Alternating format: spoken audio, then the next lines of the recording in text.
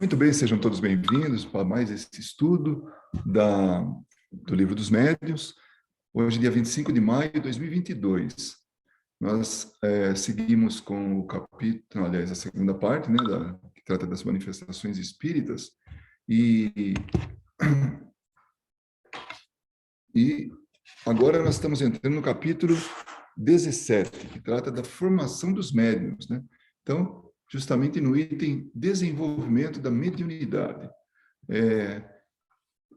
Pela última vez, tá? Eu vou falar todo o quadro sinótico, né? O resumo, última vez que eu digo nessa sequência, porque como são muitas as informações, eu achei importante sempre ir acrescentando. Então, finalizamos hoje com o que nós vimos em termos de as diferentes variedades de médiums. Primeiro que a gente falou de mediunidade de uma forma geral, tem médium de efeitos físicos e médiums de efeitos intelectuais. Então, relacionamos todos eles, passamos por cada um deles. E agora, com relação a médiums escreventes ou psicógrafos, tem, primeiro, o segundo modo de execução. Então, como é que o espírito age sobre o médium? Então, psicógrafo, né? Então, tem mecânico, semicânico, intuitivo e assim por diante. Depois, nós vimos, segundo o desenvolvimento, o estágio em que se encontra o médium. Então, tem aqueles novatos, tem os improdutivos, tem aqueles formados já, tem os experimentados, enfim, cada um no estágio em que se encontra. Depois, nós tratamos segundo o gênero e a especialidade das comunicações. É a característica do médium para dar a melhor comunicação segundo espíritos que tenham tendência poética, literária, historiadores, científicos, ou seja, é como uma habilidade do médium que coloca à disposição do espírito para determinado tipo de comunicação. Temos também a qualidade física do médium, como é que ele, assim, fisicamente, como é que ele desenvolve o trabalho. Então, tem aqueles que são calmos, tem aqueles que fazem o trabalho muito rápido, estamos falando da escrita, tá? E tem aqueles que são convulsivos, aqueles que realmente são, parece que está eletrizado, né? Então, a gente vê isso com frequência, ou seja, essas três maneiras. Então, Kardec realmente foi explorando, catalogando tudo, né? Depois ele falou que os médiuns, segundo as qualidades morais, ele estudaria depois, mas ele citou aqui só para fechar o quadro, né? Falou também dos médiuns imperfeitos, né? E isso é muito importante, por aí a gente vê a qualidade do médium, se ele está sendo manipulado por espíritos, né? Se o médium tem uma tendência a ser presunçoso, orgulhoso, né? Médium de má fé que faz de conta que está havendo uma comunicação quando não está, então já nem é mediunidade, aí é um embuste, né? Tem os egoístas, que somente aqueles espíritos que, aliás, os médiuns que acham que somente as comunicações que eles fazem é que são corretas e os outros não. E, finalmente, falamos dos bons médiuns.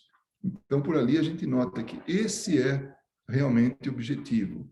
Os bons médiuns são aqueles sérios, são médiuns modestos, são médiuns devotados e médiuns seguros do que fazem. Então, isso é que é realmente o que seria a nata da qualidade mediúnica. Então, essa devoção, né? Essa seriedade, essa responsabilidade. Tá? Então, atrás disso que os espíritos bons estão atrás. Porque outro tipo de médium, esse que a gente viu desses médiuns imperfeitos, está cheio de espírito aí querendo tomar tempo, querendo tomar vantagem sobre os médiuns, né? Esse tipo de médium que não são os que nós estamos falando dos bons médiuns, mas sim os imperfeitos. Agora a gente está falando, entramos na formação dos médiuns, desenvolvimento da mediunidade. Nós vamos de novo notar que ele fala de médiuns escreventes, e ele vai explicar por quê. Então, a mediunidade da psicografia, ela é bastante acessível, e ele vai mostrar por quê. Aliás, a gente está por desenvolver um tipo de trabalho desse aí, porque e é interessante, porque a ideia é formar esses médiuns para que depois eles possam trabalhar onde quer que seja, né? Em qualquer outra casa, e não necessariamente na nossa casa, né? Mas isso é um outro assunto, só explicando que é possível fazer esse desenvolvimento, né? Com mais facilidade. Então, item 200. Trataremos aqui especialmente dos médiuns escreventes, porque é este o gênero de mediunidade que mais se expandiu. Então, desde as mesas girantes, aqueles ruídos, aqueles movimentos de objetos, né, tudo, ele foi progredindo e chegou na psicografia. Então, Kardec viu nisso uma evolução, o que não deixa de ser. Realmente é isso. É que nem uma linguagem pobre de sinais passar por uma bem elaborada, escrita diretamente pelo Espírito, né? E também porque há um tempo, o mais simples, o mais cômodo, o que proporciona resultados mais satisfatórios e mais completos. Percebe? Porque é o Espírito transmitindo diretamente o que ele está pensando. Eu me lembro de uma vez ter ouvido um comentário, que não tem nada a ver com o espiritismo, mas que pode se encaixar aí, né? Que a maneira mais direta de uma pessoa falar com outra, em termos assim de comunicação, é justamente um livro. Então, quando a gente lê um livro, a gente está lendo exatamente o que o autor quer dizer. Então, é falar de mente para mente. A interpretação é outra coisa, tá? Mas ali a gente está lendo exatamente o que ele quis colocar no papel. Ou seja, a ideia dele transmitida através da letra. Então, colocando aí no Espiritismo, então é isso. O Espírito coloca exatamente o que ele quer no papel. Então, era a forma que mais, assim, progrediu em termos de comunicação. Então, nesse momento, quando Kardec escreve o Livro dos Médiuns, ele estava falando dessa evolução, tá? Os resultados mais satisfatórios, mais completos, é cômodo para o médium, né? É ainda o que todos ambicionam. Então, quem quer ser médium gostaria de escrever. Então, naquele momento, era isso que ele percebeu. Infelizmente, não há até o presente, nenhum meio de diagnosticar, mesmo de maneira aproximativa, que se possui essa faculdade. Então, não dá para perguntar a uma pessoa, escuta, você acha que é escrevente? Ah, eu acho que eu sou, ou não sou, né? Não, tem que sentar por um papel, nas condições que nós vamos ver aqui, papel e lápis na frente, e deixar que a comunicação ocorra. Então, é testando, né? É o único jeito. Os sinais físicos que alguns tomam por indícios, nada tem de certo. Então, se a pessoa começa a rabiscar, ela pode rabiscar o resto da vida e não sai nada dali. Então, não é um indício que ela vai escrever alguma coisa, né? Que ela é um médium psicógrafo. Podemos encontrá-las nas crianças e nos velhos, nos homens e nas mulheres, qualquer que seja o temperamento, o estado de saúde ou o grau de desenvolvimento intelectual e moral. Ou seja, a gente aproveita e vai um pouco mais além, de maneira que seja mais abrangente. A mediunidade é democrática.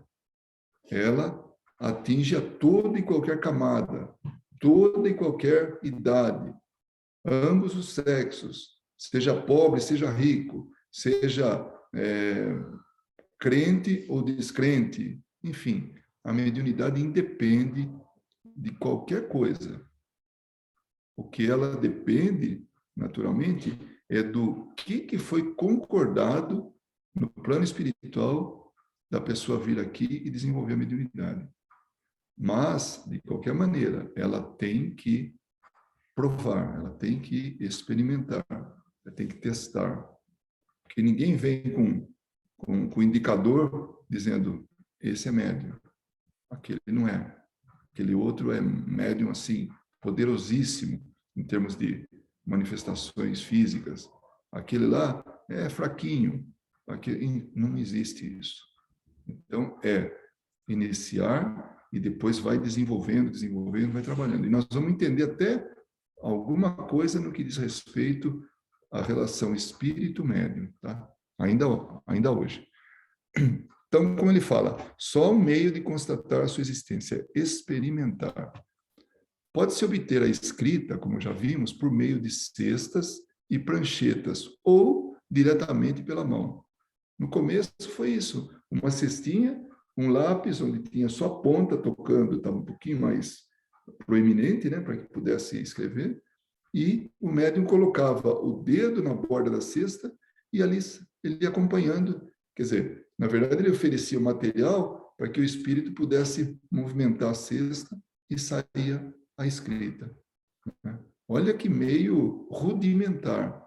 Hoje, tenho certeza que quem está assistindo sabe que Chico Xavier, como um exemplo, pega simplesmente o lápis ou pegava, né? E saía, escrevia, como se fosse ele que estivesse escrevendo. Ou seja, quando ele escreve, a gente usa a mão, né, o braço, e uma caneta, um papel, o lápis e papel, e sai a escrita, né?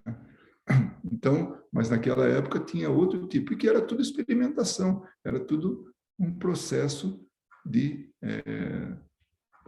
assim, em progresso, né? Consiste unicamente, não, desculpa, sendo este último, diretamente com a mão, né, o modo mais fácil, e podemos dizer que o único hoje empregado é o que, de preferência, recomendamos. Então, Kardec estava recomendando esse tipo de quando fosse fazer o teste, né, o experimentar, usasse diretamente o lápis, e não o cestinho, nada disso aí, né? Usasse a mão, lápis e papel. O processo é dos mais simples, consiste unicamente em pegar-se um lápis e um papel, colocar na posição de escrever, sem qualquer outra preparação. Então, não tem nada de excepcional. É como se nós escrevêssemos um bilhete. É basicamente isso.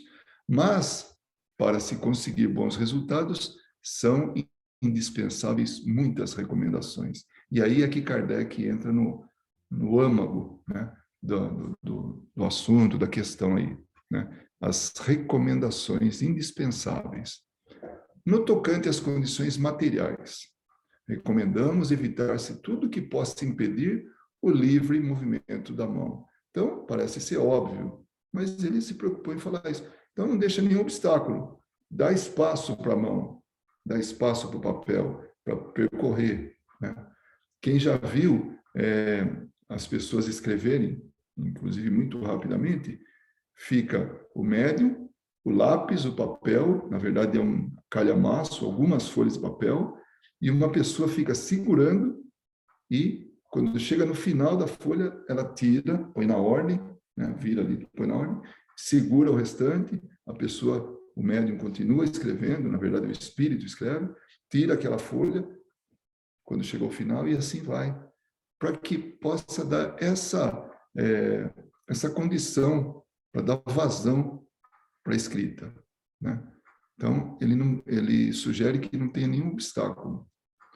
E, num caso desse, tem alguém ajudando para eliminar o obstáculo da pessoa, do médium, ter que tirar a folha e atrapalhar ali a comunicação, né? Que é muito rápida. Inclusive, o que se diz é que o espírito já traz a mensagem pronta e aquilo vai passando. E não o espírito vai Ih, está processando. picotando bastante, viu? Você empresta o seu Narvani?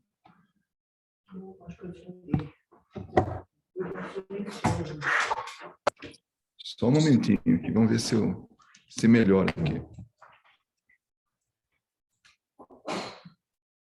Eu estou conectado aqui, viu? Mas vamos lá. Cruzem os dedos aí, tá? Porque eu não tenho muito mais recursos para mexer aqui, né?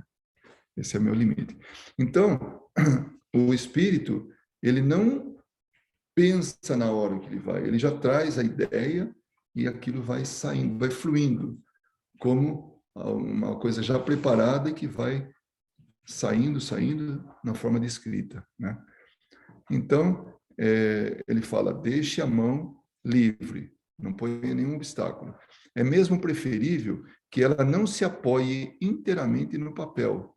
A ponta do lápis deve manter o contato necessário para escrever, mas não para oferecer resistência. Então, não é para apertar, não é para dificultar, mas sim deixar solto, em contato com o papel, para que o espírito possa trabalhar aquilo de forma livre, né?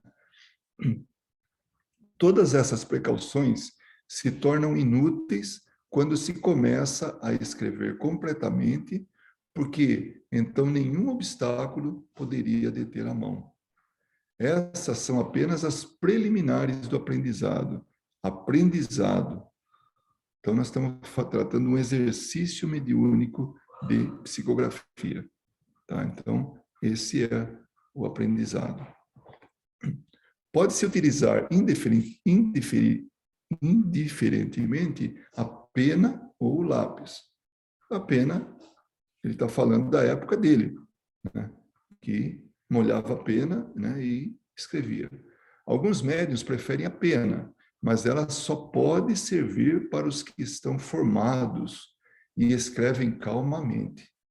Porque se for aqueles compulsivos lá, então é melhor que utilize o lápis, né? Aos que escrevem com tal velocidade que o uso da pena seria quase impossível, ou pelo menos muito incômodo. Acontece o mesmo com a escrita sacudida ou irregular, e quando se trata de espíritos violentos que batem com a ponta e quebram, né? E a quebram, rasgando o papel. Então, depende do espírito, ele é agressivo. Voltando a um médium psicógrafo nos dias atuais, o que a gente vê? Uma pessoa segurando várias folhas, né? Tirando à medida que ela vai enchendo, e do lado uma série de lápis apontados à disposição do médium, assim, imediatamente próximo. Então, quando o próprio espírito percebe que a ponta já está indo, ele mesmo já pega e já muda ali o lápis. Ou aquele que está auxiliando já deixa num ponto que dê para facilitar essa, essa troca de lápis, né? Por causa da ponta que já está gasta. O grafite, no caso. A 203, o desejo de todo aspirante a médium é naturalmente poder conversar com espíritos e pessoas queridas. Então, eu quero ser médium psicógrafo. E um dos motivos é conversar com pessoas queridas. Não tem nada de mal nisso, né? Mas essa impaciência deve ser moderada, porque a comunicação com determinado espírito apresenta quase sempre dificuldades materiais que a tornam impossíveis para o iniciante. Então, ele quer, né, o médium ele tem que ter uma certa paciência, né? Porque a coisa não acontece de bate pronto. Tem um amigo sempre que fala assim, fala, poxa, o cara entra por último no ônibus e ainda quer sentar na janelinha, né? Então é mais ou menos isso. Então ele não vai começar por cima, ele vai fazer um trabalho onde vai persistir através do exercício, né? E também vai, como a gente vai perceber um pouco mais à frente, acontecendo uma afinidade entre o espírito e o médium, né? E isso vale não somente para a psicografia, para todos os trabalhos, normalmente os espíritos vão se aproximando ou vão, assim, fortalecendo a união, essa, como é que eu diria, essa afinidade, né? E aí sim a coisa flui naturalmente. Médios de cura, por exemplo, são anos que o médium e o espírito levam para se aproximar. É muito comum falar assim, eu levei 6 anos para poder começar a realmente ter confiança naquilo que eu estava fazendo. O que o espírito tinha a liberdade para fazer. Liberdade que eu digo assim, ele tinha controle, né? Então, o outro fala em 10 anos. Então, isso é uma coisa que vem com o tempo. Ele precisa desenvolver essa relação espírito-médium. Então, não adianta a gente querer, puxa, eu queria receber a notícia da minha mãe, do meu pai, do meu irmão, enfim, de quem quer que seja, filho, né? Através de mim, que ele escrevesse através de mim. É possível, mas tem que se respeitar isso, o desenvolvimento do médium, e também aquilo que Chico sempre falava, o telefone toca de lá para cá, né? Então, tem que haver também permissão, tem que o espírito estar em condições de fazer isso, tem que ter afinidade. Mas nós vamos seguir um pouco mais com isso, né? Para que um espírito possa comunicar-se, é necessário haver entre ele e o médium relações fluídicas, que nem sempre se estabelece de maneira instantânea. Se o médium ele já está bastante assim tarimbado, né, que é aquele que está daqueles médiums que a gente viu, os bons médiums, o espírito tem essa facilidade. Um exemplo de médium tarimbado, né, era que Chico Xavier ele recebia comunicação por escrito para dar para aquelas cartas consoladoras, né, para as mães, para os pais, para os irmãos, enfim, filhos, né? Então, ele recebia uma infinidade enorme de diferentes espíritos. Mas o que acontece? Como é que ele desenvolveu isso? Foi através do trabalho dele, a disposição dele e tudo. E aí essas relações fluídicas, elas aconteciam porque já tinha, o médium já tinha esse preparo. Então, eram anos que ele levou para acontecer isso aí, né? E não, no caso desse aprendiz, acontecer de maneira instantânea. Somente na proporção em que a mediunidade se desenvolve, o médium vai adquirindo a aptidão necessária para entrar em relação com o primeiro espírito comunicante. Lembrando, é um treinamento, é uma educação mediúnica, né?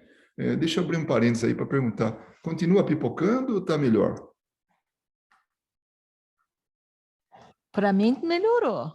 Ah, que bom. Se melhorou para você, melhorou para muita gente. A menos que a internet de alguém esteja um pouco, né? Eu até pensei que o problema fosse aqui. Bom, Enfim.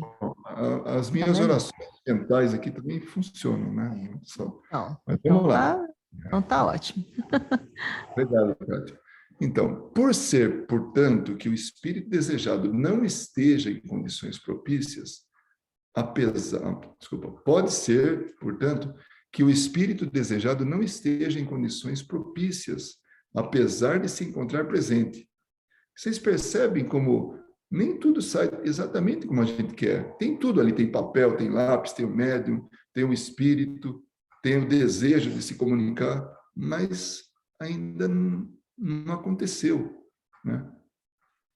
Como pode ser ainda que ele não tenha possibilidade nem permissão de atender ao apelo. Até isso. A gente sempre fala isso, né? Kardec avisa, fala, tem 3 condições para que a manifestação do espírito aconteça. Primeiro, um médium. Segundo, a vontade do espírito.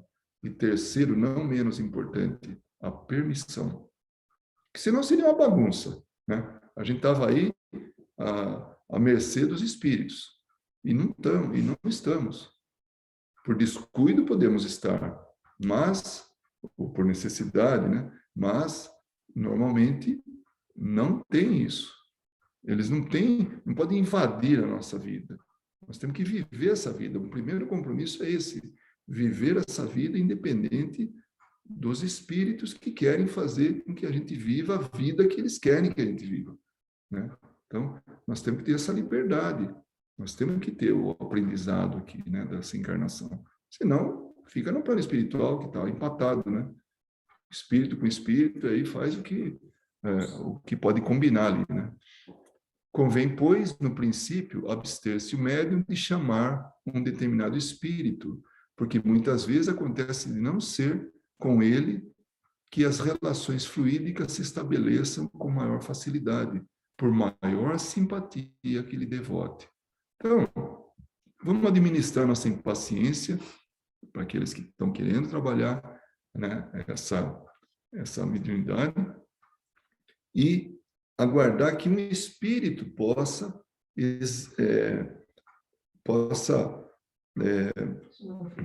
não, assim, exercitar a nossa mediunidade para que possa ter um melhor resultado. E aí, no futuro, ele pode, sim, conseguir contato com quem ele precisa, que pode ser que aquele não seja o melhor espírito para trabalhar, apesar de ele querer que aquele espírito dê a comunicação. Então, temos que realmente, como ele falou, administrar nossa impaciência, né? Antes, pois, de pensar em obter comunicações deste ou daquele espírito, é necessário tratar do desenvolvimento da faculdade, fazendo, para isso, um apelo geral e se dirigindo, sobretudo, ao seu anjo guardião. Todos nós temos esse que pode se chamar de anjo guardião, mentor espiritual, né? O protetor espiritual, que é aquele que tomou assim a guarda nossa para nos ajudar nessa evolução durante o tempo que estamos aqui reencarnados. Então, é alguém que é superior a nós, não precisa nem ser muito, mas certamente é superior a nós, que nos ajuda a que a gente tenha sucesso na nossa encarnação. É alguém que dá bons conselhos para a gente. É alguém que intui a gente a se livrar de alguma enrascada, né? Então, esse é o tal do anjo guardião. Então, é melhor pedir para ele, falar, me ajuda aí, vê lá quem que você... Pode ser você ou alguém que você traga, mas ajuda a desenvolver. Uma conversa normal, né? Não há para isso fórmulas sacramentais. Então, não é nada, não tem ritual, não tem nada. Nada. É a forma mais simples que se pode exercitar, que pode atuar, né? Quem pretender oferecer uma fórmula pode ser firmemente taxado de impostor, porque para o espírito a forma nada vale. Então, faz lá os rituais, tal. Isso é de espírito brincalhão, né? Espírito que não tem o que fazer e vem brincar com a gente, com a nossa credibilidade, com a nossa boa vontade. E para que isso não ocorra, para que a gente não fique à mercê desses espíritos, Kardec fala, entretanto, a evocação deve ser feita sempre em nome de Deus. A gente vai se preparar para qualquer coisa. A gente está sempre buscando sintonia com Deus, sintonia com Jesus, sintonia com bons espíritos. Nós vamos fazer uma reunião de estudos, a gente faz uma prece, que é para obter essa sintonia. Vai fazer exercício mediúnico, faz uma prece, para que possa ter essa sintonia, para que espíritos de melhor qualidade, né, espíritos superiores em relação à grande maioria com que a gente convive, até mesmo a gente, esteja envolvido nesse processo, e não os brincalhões. Se a gente faz a coisa à revelia, agora deu vontade, vamos lá, vamos fazer, não faz uma prece, não faz nada, está sujeito a que se aproxima um espírito, a porta está aberta, né? Entra quem quer. Então, e pode fazer algum tipo de brincadeira, né? Pode-se fazê-la nos termos seguintes ou em outros equivalentes. Rogo a Deus Todo-Poderoso permitir a um bom espírito comunicar-se comigo, fazendo-me escrever. Rogo também ao meu anjo guardião, o espírito protetor, que me assista e afaste de mim os espíritos maus. Percebem que é uma coisa simples, mas ela está propondo uma seleção, que espíritos bons estejam envolvidos comigo, e não os maus. Maus tem de monte que querem brincar com a gente. Então, vamos selecionar. Então, qualquer atividade que nós vamos fazer do ponto de vista esse fenomênico, né, de espíritos, vamos sempre lembrar disso. Sejamos seletivos, né? E até na casa da gente, a gente procura, só aproveitando, né, a deixa, quando a gente faz o evangelho no lar, uma vez por semana, meia hora que seja o benefício que está se colocando naquela casa para manter essa seleção bem ativa, para que venham espíritos bons ali, para que frequentem a minha casa bons espíritos. Pronto, é o que basta. Mesma coisa, uma reunião mediúnica. A gente faz a mesma coisa, para que seja seletivo e que o domínio daquela reunião seja pelos bons espíritos. Espera-se, então, que um espírito se manifeste fazendo escrever alguma coisa. Pode acontecer que seja aquele que se deseja, como pode ser um espírito desconhecido, ou o próprio espírito guardião.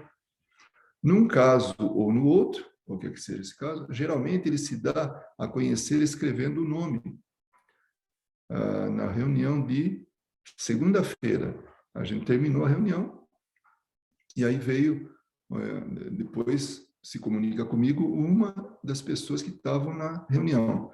E falou, olha, antes, porque lá no Brasil é mais tarde, né? Então ela participou do trabalho mediúnico, né? No centro que ela frequenta, veio para o estudo, e depois do estudo ela mandou um texto para mim. Falou, olha, essa comunicação veio no trabalho que a gente fez pouco antes de começar a reunião de estudo.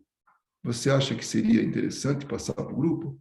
Eu vi o conteúdo, achei que era, porque exatamente sobre o que nós discutimos era aquele ponto, né?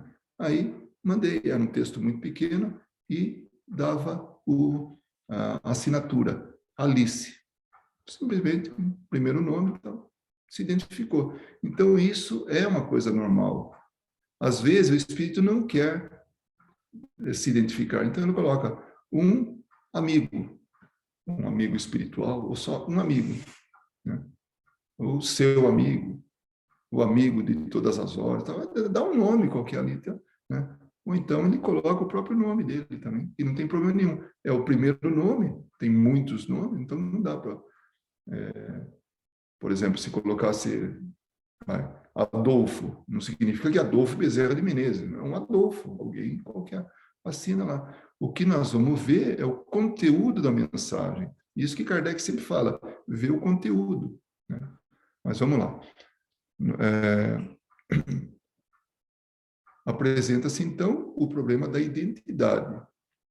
Uma das que requerem maior experiência, pois são poucos os iniciantes que não estejam expostos a serem enganados. Trataremos disso, né? Tratamos disso logo mais em capítulo especial. E nós vamos ver isso aí. Sabe? O que nós estamos sujeitos a enganos. Então, nesse caso, ela mandou para mim a mensagem, eu avaliei, ela já tinha avaliado, mas eu avaliei, o conteúdo da mensagem era bastante elevado, você não tinha nada contra nada, não tinha algo que fosse absurdo, não. Estava mostrando a gente a necessidade de um tipo de comportamento, né? Então, o conteúdo da mensagem é que vai dar a credibilidade de quem assinou ali embaixo, qualquer que seja o nome.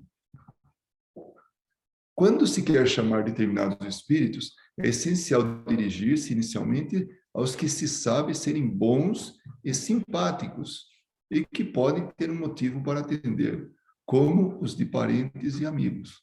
Eu não vou chamar um delinquente, um marginal, alguém que eu sei que fez um mal danado para a humanidade, né? Por que eu vou chamar? Vem para cá, então eu quero alguém que venha me trazer uma mensagem, né? Que sejam bons, né? Nesse caso, a invocação deve ser feita assim. Olha como Kardec é didático, ele dá até exemplos, né? Tudo. Em nome de Deus Todo-Poderoso, sempre, né? Rogo ao espírito de fulano, dá o nome, né? Que se comunique comigo. Ou ainda, rogo a Deus Todo-Poderoso permitir ao espírito de fulano, que ele vai dizer o nome, que se comunique comigo. Ou, por outras palavras, correspondentes a esse mesmo pensamento. Então, é um pedido mental. Se ele pode, ele vem. Se não pode, ele não vem. E o médium vai ter que se contentar, né? E, finalmente, é também necessário que as primeiras perguntas sejam formuladas de maneira que as respostas sejam dadas simplesmente por um sim ou não. Por exemplo, estás aí? Queres responder? Pode fazer-me escrever? Percebem? É uma coisa simples. É quase que uma resposta sim ou não do espírito, direto assim, por um tempo, até que ele vá lentamente desenvolvendo uma escrita mais prolongada. Mais tarde, essa precaução será desnecessária. Por quê? Porque vai evoluindo, né? Porque no começo trata-se de estabelecer uma relação. O essencial é que a pergunta não seja fútil, né? E isso acontece. Quantas pessoas não buscam pessoas, médiums, ou não, né, para dar respostas. Respostas, assim, que não têm utilidade nenhuma. Então, o essencial é que a pergunta não seja fútil, que não se refira a coisas de interesse privado e, sobretudo, que seja a expressão de um sentimento benevolente e simpático para o espírito ao qual se dirige. E tem um capítulo especial sobre evocações. Esse era o tema de hoje, né? Agora, no próximo, nós vamos dar continuidade ao desenvolvimento da mediunidade.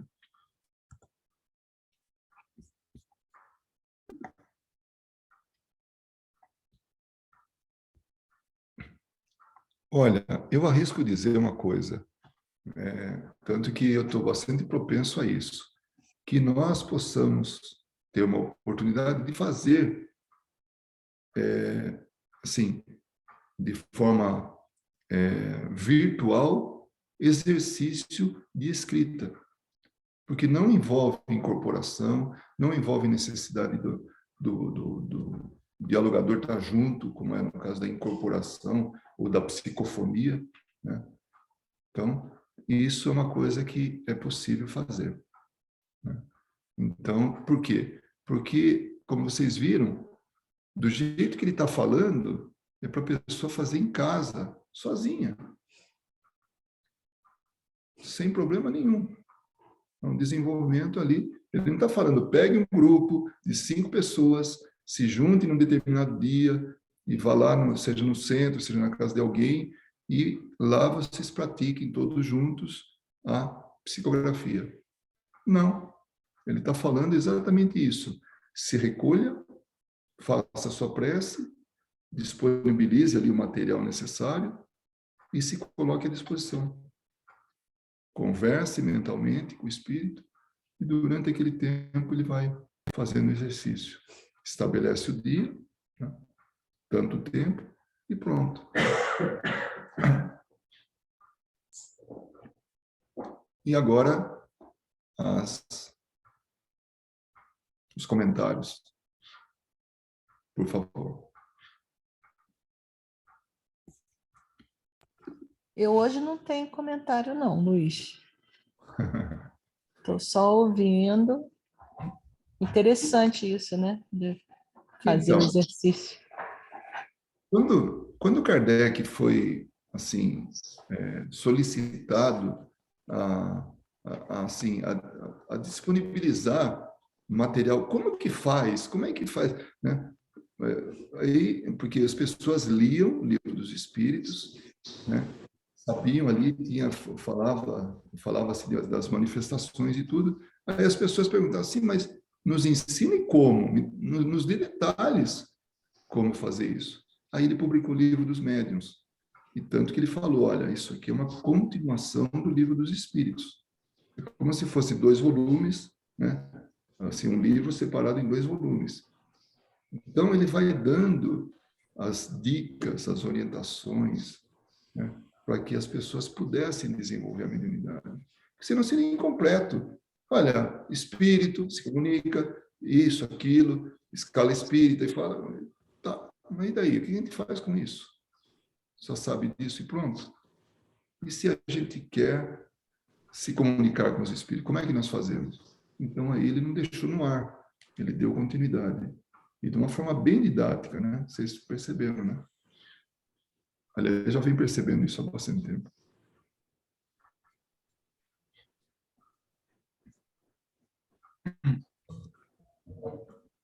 E Ninguém... não só didática. Desculpa. Não, não, vai, depois eu falo. Não, Pode e falar. não, eu só ia complementar dizendo que não só a didática, né, mas como ele incentiva a usar o raciocínio crítico, né, a entender e entender a mensagem, né, interpretar a mensagem, verificar se a mensagem realmente traz algum conhecimento bom. E o interessante é que isso deveria valer também das nossas conversas entre nós, né? Será Sim. que vale a pena eu ficar lendo determinadas mensagens? Será que vale a pena entrar em determinadas conversas? Porque da mesma forma que você estava falando, Luiz, que se a gente não faz, né, a prece no início da sessão mediúnica, aí a gente abre a porta para qualquer espírito fazer sua comunicação, a mesma coisa acontece quando a gente não está no centro e a gente está agindo no nosso dia a dia. É importante lembrar que todo dia, nós aqui estamos interagindo entre espíritos, nós somos espíritos, né? Nós não somos só corpos encarnados, nós somos espíritos.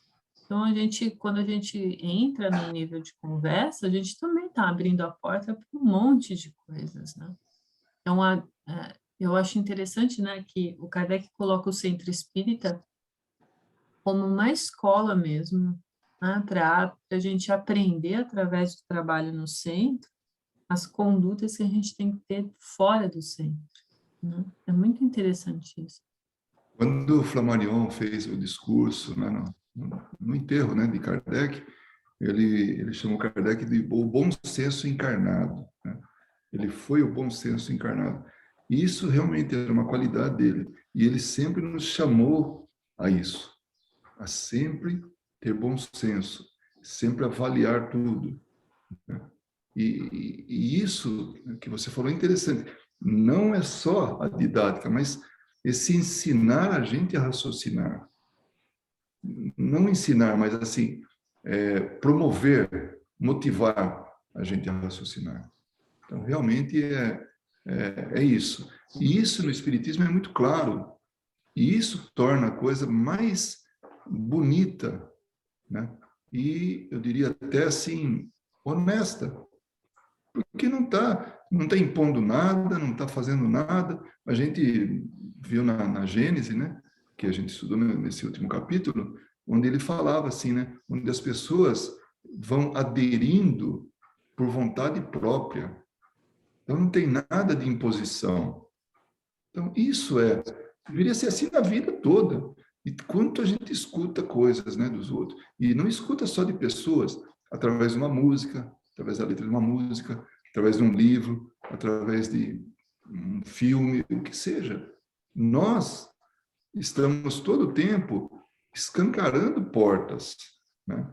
Então, se a gente for seletivo, porque nós queremos raciocinar, ter o bom senso, tudo, então aí a gente pauta a nossa vida de uma maneira muito mais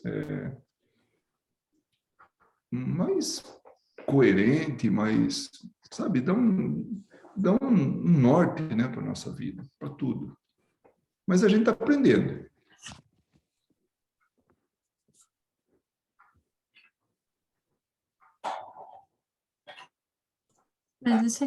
Mas é isso que tinha que ser. A gente estava comentando, né, no início, antes de começar o estudo, sobre como o tempo está passando muito rápido, né? E daí a gente vê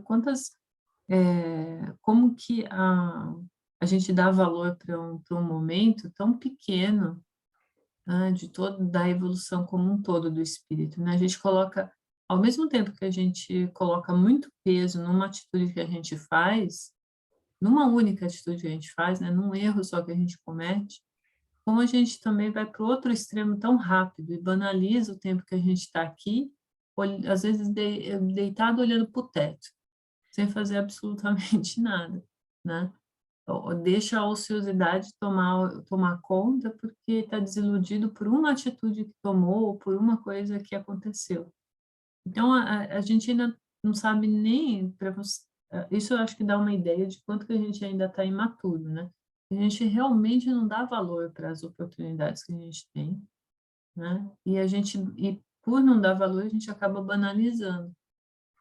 E E eu tinha falado isso, né, porque o Kardec, ele é muito preciso, ele não perde tempo, né, nesse sentido. Ele fala, olha, o que que você está fazendo dentro do centro tem que ter uma análise crítica, porque a sua vida tem que passar por essa análise crítica. O que você está fazendo no centro não é brincadeira de centro. O que você está fazendo no centro é uma forma de você aprender para lidar com as pessoas do seu dia a dia, para lidar com as situações fora do centro. E eu acho que, eu não sei, né? Eu nunca li nada sobre isso, mas eu acho que ele imaginou a construção do centro espírita, porque quem foi, né, dando as premissas para que isso ocorresse foi ele, né, durante os estudos com a sociedade espírita. Tá? Eu acho que ele pensou muito no mesmo projeto que a gente pensa não para uma escola, mas para uma universidade mesmo, né? Para um estudo mais aprofundado, onde você tem experimentações, onde você vai além do conhecimento tradicional, né?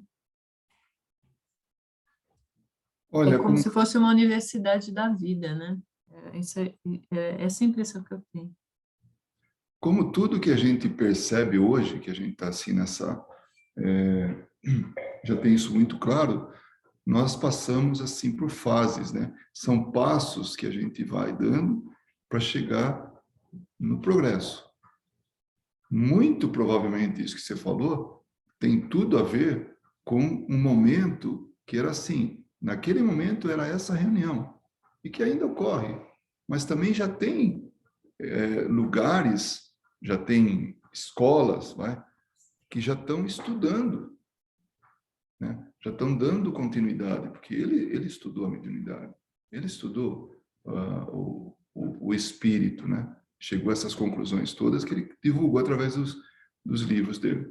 Mas certamente que é um roteiro que está sendo, tá progredindo, né? Não tenho dúvidas, não. E a gente a fotografia de agora é essa, que a gente está se ambientando, sabe? Com as comunicações e tudo. Está vendo utilidade nelas. Hoje, por exemplo, a Kátia fez aquela observação. Por que a gente, no final, não faz uma vibração para aquelas crianças, né, que foram... que sofreram, né, o tiroteio lá e tal, né? As crianças, as famílias e tal. Então, a gente já sabe que atrás disso tem sentimentos e tem espíritos, tem desencarnes, né? Então, aí a gente vai estar já vendo a utilidade para mediunidade, a utilidade para prece. Então, nós estamos crescendo, nós estamos evoluindo, nós estamos, assim, conhecendo mais e mais. Está mudando a gente. Então, esse intercâmbio e outra, a gente, como você falou, Ana Paula, a gente está com o pé em cada dimensão. Nós somos seres, não sei como é que a gente pode falar, ultradimensionais. Durante o dia nós estamos aqui, tudo acordado, vivendo esse mundo. À noite, nós entramos em relação com o mundo espiritual. Então, nós estamos com um pé aqui e um pé lá. Lá é aqui mesmo, né? Mas vocês entendem o que eu quero dizer, né? Em dois planos distintos. E enquanto a gente estiver encarnado, vamos estar nesses dois planos distintos. E quando a gente desencarnar, nós vamos manter a relação, as relações com os entes queridos que estão aqui, e nós vamos continuar relacionando com os dois mundos. Olha que maravilha! Então, nós não somos seres 100% exclusivamente encarnados. Encarnados assim, fisicamente, só tem físico. Não, nós estamos nos relacionando com o mundo espiritual também. Só para fazer uma definição assim um pouco melhor, a gente está consciente no mundo encarnado enquanto acordado e consciente no mundo, né, dos espíritos quando em desdobramento, né? Porque inconscientemente nós estamos ligados com o mundo dos espíritos enquanto a gente está acordado.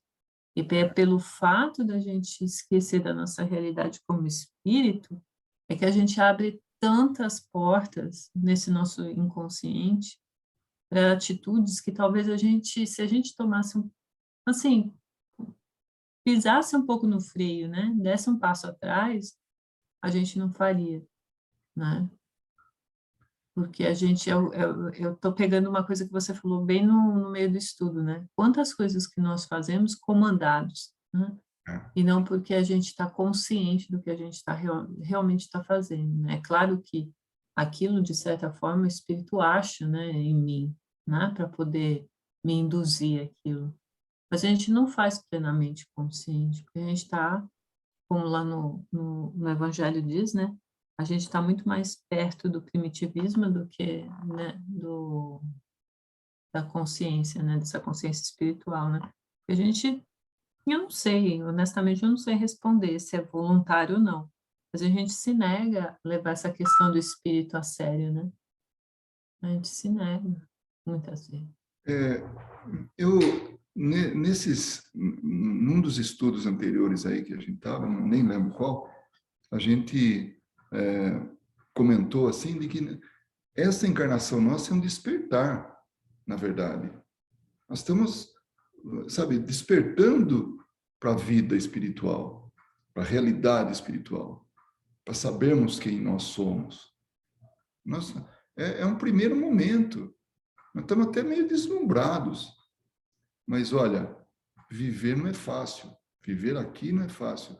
Essa egrégora aí de pensamentos, sabe, turbulentos e tudo, com objetivos assim de paixões, objetivos materiais, objetivos, sabe, ainda que tocam o nosso egoísmo, né, nossas ambições. Então isso tudo faz com que a gente, sabe, o meio ele é muito influente, mas nós já, pelo menos, já vislumbramos aí que não é só isso. Aí lembramos de novo a conversa que a gente teve um pouquinho antes de começar. 90 anos, 80 anos, é pouco, né? Numa das lives aí que eu estava assistindo, eu fiz uma pergunta para a pessoa, falou, por que que a gente... Claro, na verdade eu queria induzir uma conversa, né? E aí eu falei, por que que a gente não pode ser santo de uma encarnação? Por que que a gente não sai santo de uma única encarnação? Porque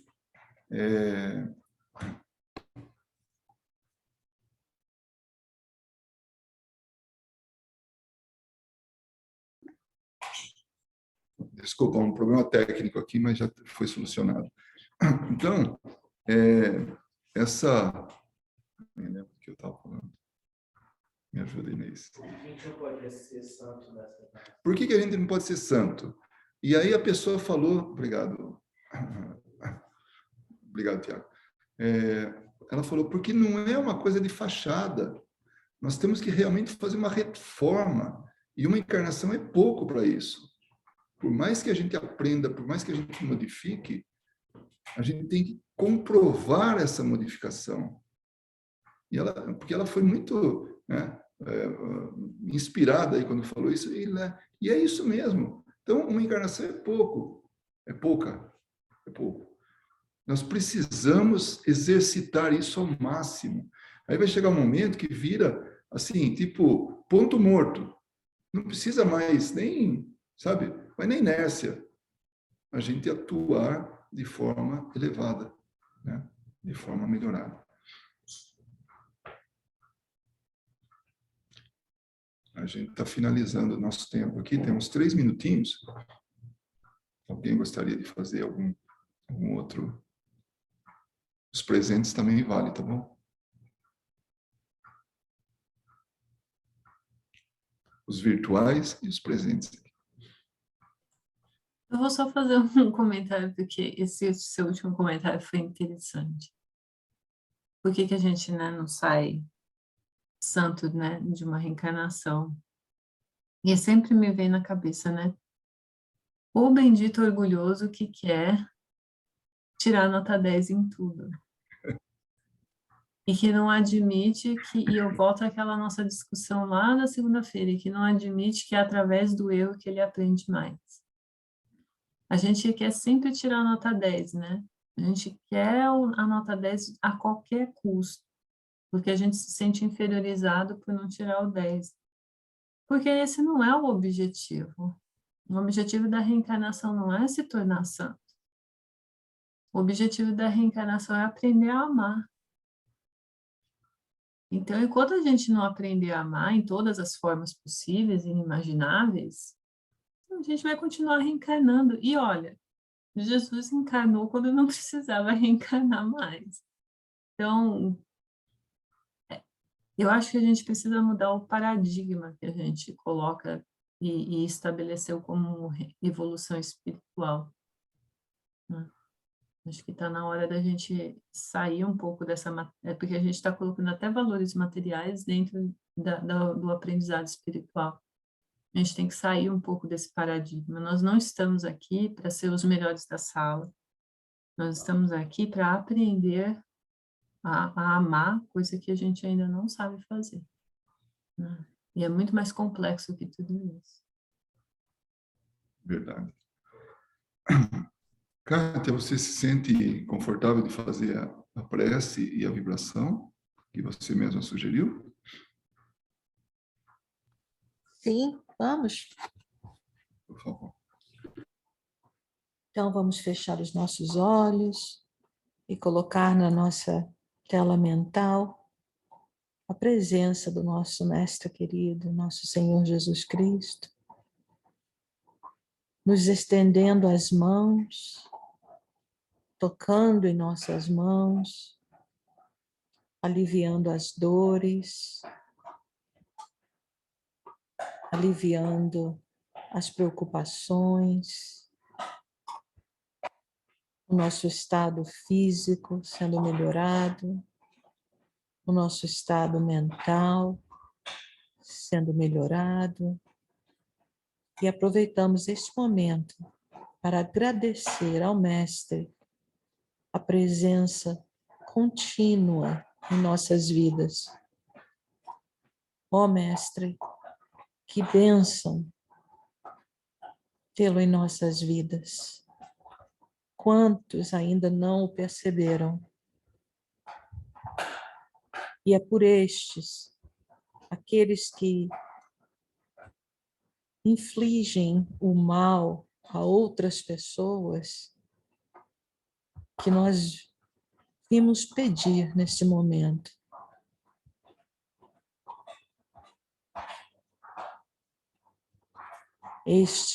Esta alma que acabou por tomar a decisão de tirar a vida de tantas crianças, este precisa ainda mais. Senhor, que os teus trabalhadores, tão dedicados, possam acolher esta alma perturbada, essa alma que, com certeza, encontrará o peso da consciência de ter tirado a vida de tantos outros seres que começavam a sua jornada terrestre nesta encarnação. Mentalizamos agora todas as crianças do Texas que perderam a sua vida na escola no dia de ontem, assim como aqueles que se encontram ainda hospitalizados e que vão desencarnando aos poucos. Que sejam todos amparados, ó Mestre querido, pelos teus servidores. Que sejam todos recebidos com muito amor. Que as mães que ficam neste momento chorando a perda de seus filhos tenham seus corações amparados, suas mentes acalmadas. Senhor, precisamos tanto de Ti, em tantos níveis, em tantas situações.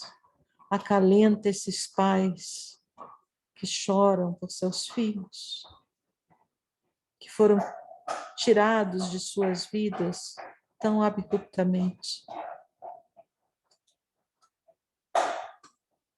Que todos, encarnados e desencarnados, envolvidos nesta situação escolar, sejam amparados,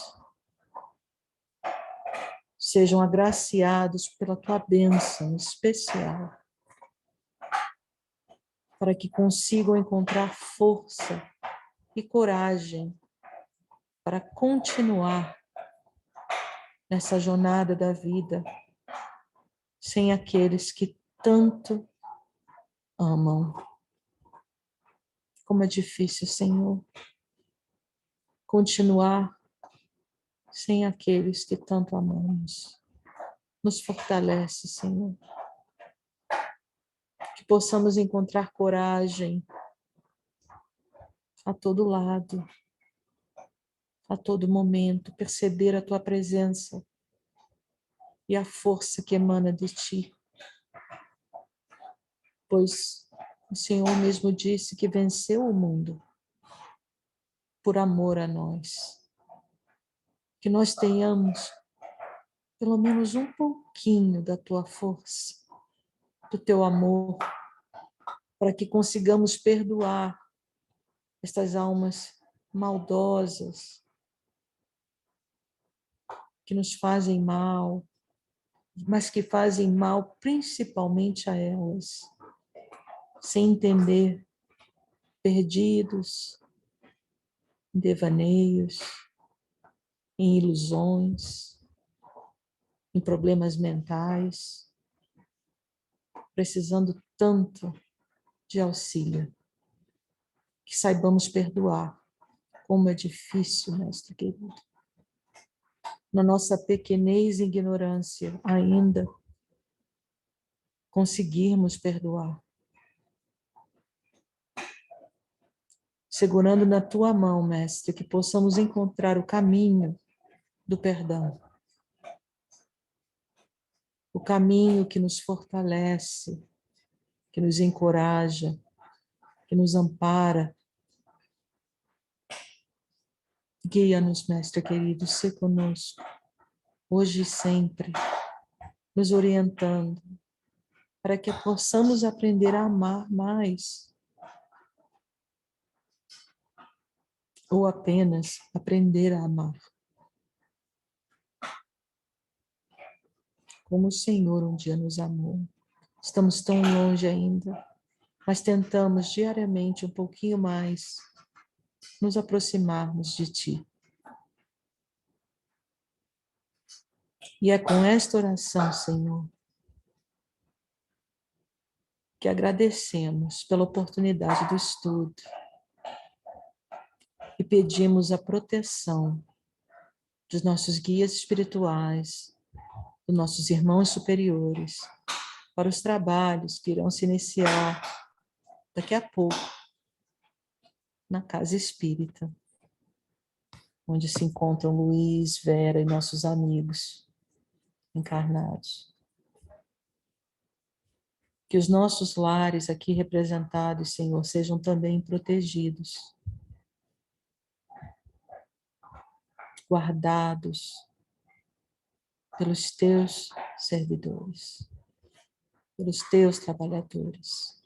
E a eles, agora também diretamente, agradecemos por tanta caridade que nos é prestada. Obrigada, irmãos. Nosso Senhor Jesus vos abençoe. E na humildade, na nossa pequenez, pedimos permissão para concluir os nossos estudos de hoje, terminando assim a nossa sessão. Obrigada, Senhor. Que a sua paz esteja com cada um dos corações aqui presentes. Graças a Deus.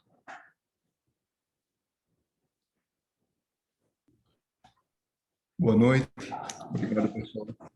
Boa noite. Tchau, boa noite a